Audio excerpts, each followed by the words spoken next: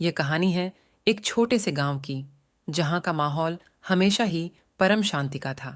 गांव के लोग साथी साथी रहते थे और उनका प्यार और सहानुभूति एक दूसरे के बीच बढ़ता था। गांव में एक गरीब परिवार था, जिसमें एक माँ बेटी दोनों ही अकेले थे। माँ का नाम सरिता था और बेटी का नाम गीता। सरिता का पति कुछ साल पहले ही एक ऐसे घातक दुर्घटना में चला गया था, जिसमें उनकी जिंदगी के सभी सपने टूट गए।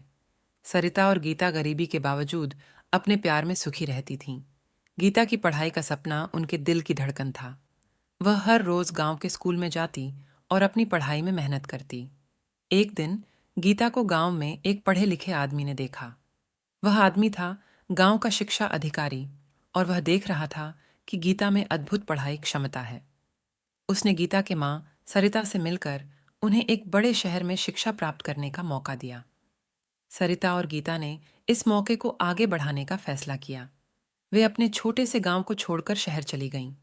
शहर में गीता ने अपनी पढ़ाई में और भी मेहनत की और एक बड़ी सी स्कूल में प्रवेश प्राप्त किया। उसके साथ साथ उसकी मां सरिता ने भी काम पाने में सफलता प्राप्त की। कुछ सालों बाद गीता ने अपनी पढ़ाई पूरी की और अब वह एक सफल वकील बन गई। उसने अपनी मां को भी एक बेहतरीन जीवन दिलाने के लिए समर्थन दिया। लेकिन जिंदगी ने उनको एक और टूटने का सामना किया।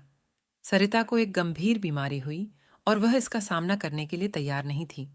गीता ने अपनी मां के साथ हर लम्हे का समर्थन किया, लेकिन फिर भी समय के साथ सरिता की स्थिति बिगड़ गई। एक दिन सरिता ने अपनी आखिरी सांस ली और गीता के हाथ में अपनी आखिरी इच्छा छोड़ दी।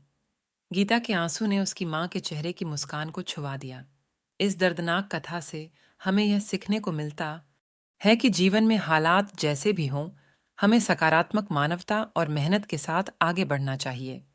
गीता ने अपनी मां के साथ किए गए संघर्षों का सामना किया और उनकी यादों को समृद्ध किया, जो हमें हमेशा प्रेरित करेगी।